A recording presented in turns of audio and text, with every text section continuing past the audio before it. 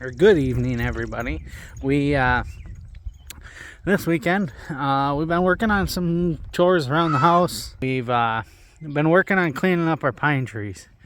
We've been here for 5 years now, and those pine trees have had the branches all the way to the bottom the whole time, and we're sick of it with the lawnmower and stuff. So we are... Stop, Brody. So we were getting those cleaned up, and with the wife and the two boys running around, it's been Halligan. It is not lending itself to... Halligan, quit digging. It's not lending itself to videoing very well. So we're going to take some time. We're going to do a little video today, and we're going to address some things that came up in the last video. First thing being is this skid loader attachment. Had a couple of people ask me what exactly it is, and it is tree terminator, and it was built by Grace Manufacturing. I purchased that at our local John Deere dealer, Midstate Equipment, several years ago, way before I got into firewood. I was farming, and it got slow in the wintertime, so I bought this to do some cleaning of fence lines and stuff in the wintertime. Since I've had kids, I haven't had time to do that, obviously, but it still helps us gather firewood now, and eventually we'll get back into cleaning the fence lines, I hope. But the specs on this are supposedly it weighs 2,000 pounds. That's why I got the skid loader with 2,500 pound lift. The jaws open up. I don't know what the exact width is, but it's advertised to cut down trees 20 inches in diameter. The softer the tree, the easier it is to cut. You get into oak and stuff, you got to be kind of strategic on how you cut. If you had more or less hydraulic pressure, would change how well it works as well. But you get into the box elders and stuff, it can do some pretty big trees in one shot. So yeah, that's what that is. So the skid loader that I have it on is my 2011 New Holland L225. Really not much to say about it. It's been a pretty good machine other than that. So yeah, anyway, that's that, and then we will get into the other thing that popped up on the video that I believe one or two people caught, and we'll talk about that here in a minute. So the other thing that I let on in the last video is we got a new to us chainsaw, and for you guys been following the video, I run this 445 x-torq. I love that saw, nice and light. I bought that at a garage sale for 50 bucks, and when I got that saw, my dad gave me this saw, which is a 450 x-torq. He gave it to me for parts, and I did end up robbing some parts off of it. I used the coil, and I used the chain that was on it was a good chain, so I did that. But the reason he gave it to me is that it needed a new piston and cylinder.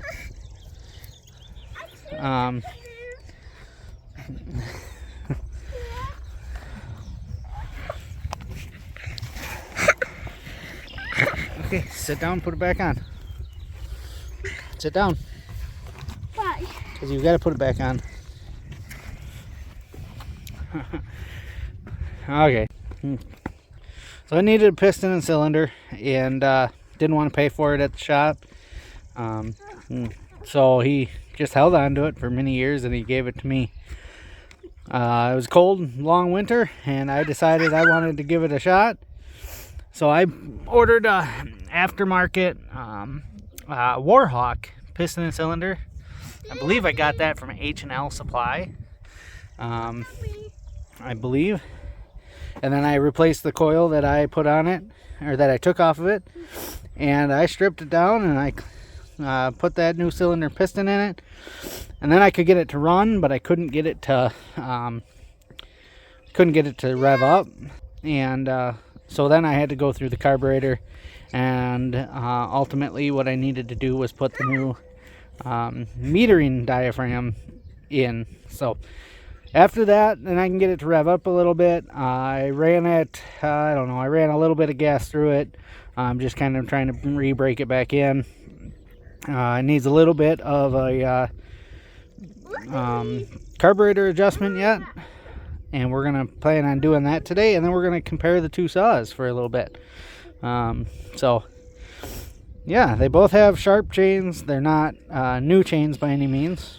Actually, they're both near the end of their life, so it should be a fairly good, even comparison. I don't know, a good comparison, but even comparison. So,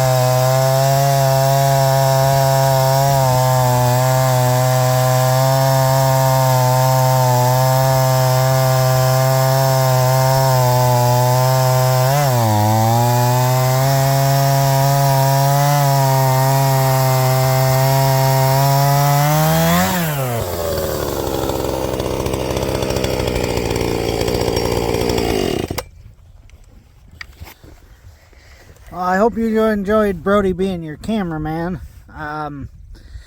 You can tell the 450 is definitely not as fast as the 445 right now. So we're going to do a little tuning on it, and we'll be back to try again. Hey, Daddy. We're back on the 450, and I adjusted the high end a little bit. I actually adjusted the low end a little bit too, but the high end is where we were a little slow, I think. So Way up. No, buddy. Right. That's... We test right.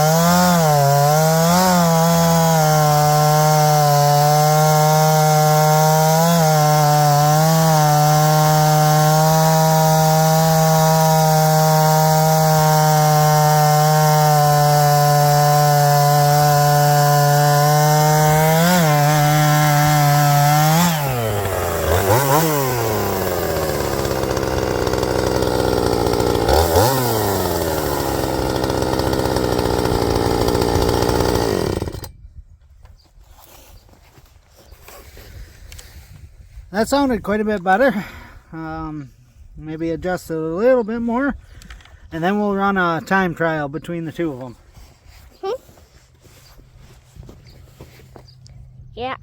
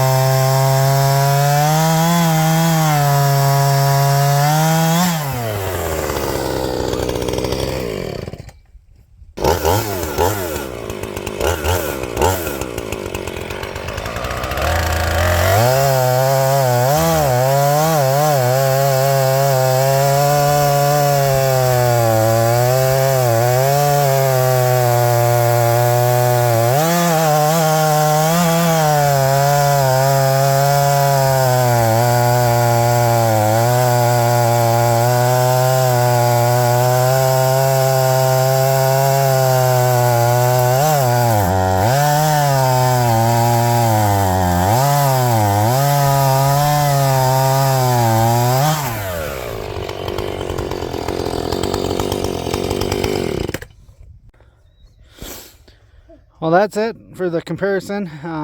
I think the time on the 450 was a little bit slower, but I think that was the difference in the chain. I think they both sounded or felt very similar after the tuning on the 450. They felt great. I'm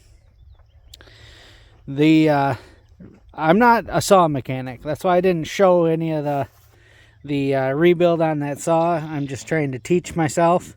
I used the YouTube University to do it, and I appreciate everybody that showed me how.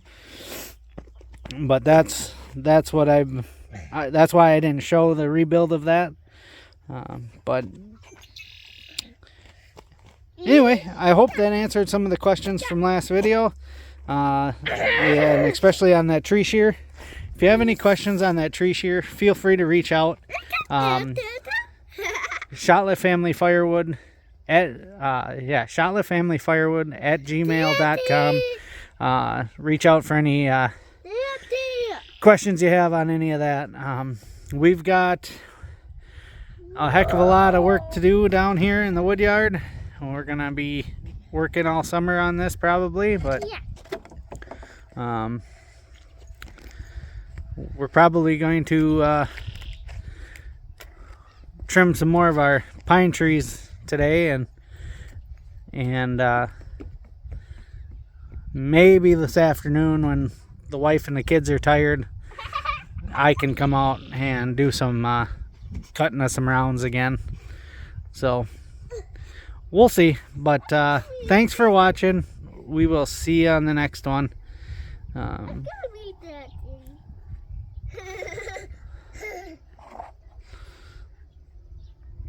Say bye.